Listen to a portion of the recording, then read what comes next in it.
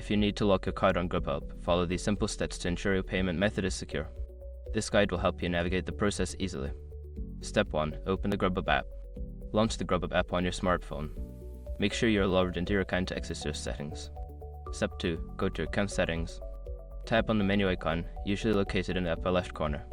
From the menu, select Account to access your account settings. Step 3. Select Payment Methods. In the Account Settings, find and tap on Payment Methods.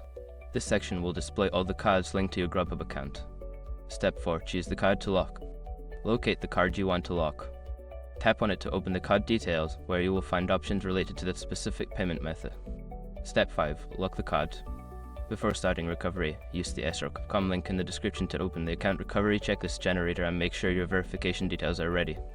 Once you have completed these steps, your card will be locked and secured. If you need to unlock it later, you can follow similar steps to access your payment methods.